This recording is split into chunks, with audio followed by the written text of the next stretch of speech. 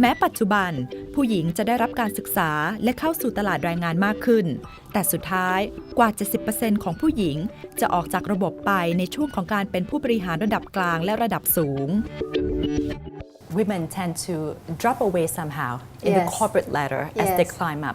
Why is that? So that is called the leaking pipeline. So you begin with a lot of women at the beginning, and they move up, and then they hit the childbearing years. It really happens, whether we like it or not, in the childbearing years, and that's when the massive dropout begins. So there are two things that I would highlight. I've already mentioned one, corporate culture. What are corporations doing to make women feel that they can be mothers and also be leaders in the corporate world?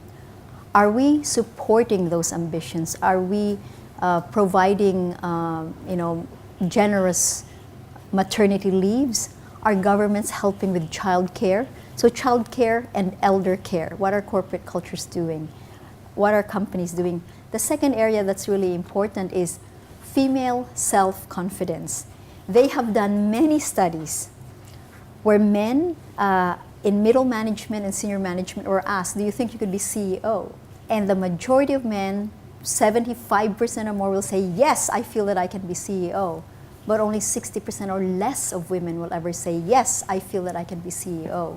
So these studies are very interesting because the confidence issue is one where women themselves need to help themselves. That's not impossible to address. We can address it by talking about it, by training women to be more confident, to be more outspoken, to learn to negotiate, find their inner voice, and be confident that they can make a big difference in the world of work and in their family lives and in their societies. Maybe is it because there's a higher expectation of women than men? Women are expected to be excellent managers or executive. At the same time, they must be good mother and wife and daughter as well. Yes. So all of those things are correct. I spoke with a female CEO in Vietnam once, and she's very successful, and she said to me, it is crucial that I must come home at 5 p.m. every day to cook dinner for my son. It is crucial. I was astounded by the statement because for me to be home every day at 5 o'clock to cook I have 3 children, for my 3 children and my husband, that's impossible. And there's a wonderful book written by Deborah Spar from Barnard College in New York called Wonder Women. And it's a very nice companion book to Sheryl Sandberg's Lean In. Deborah Spar argues that women must give up the myth of perfection. We do not need to add more hurdles for us to jump over. What is good enough, and we also need the men to be fully our partners. So it's a very crucial discussion to have because women's advancement has implications for husbands and children, and we can't neglect the family. So what can we do in partnership with the men and in partnership with corporations and in government to allow all human capital to flourish, male and female, and to allow our families and our corporations and our governments to flourish as well.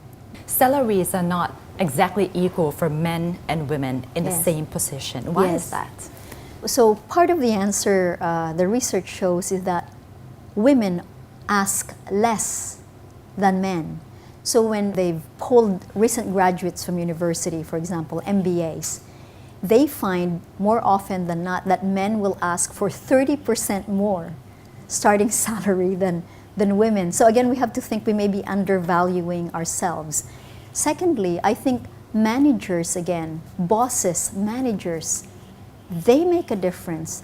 There may be biases that bosses and managers are not aware of.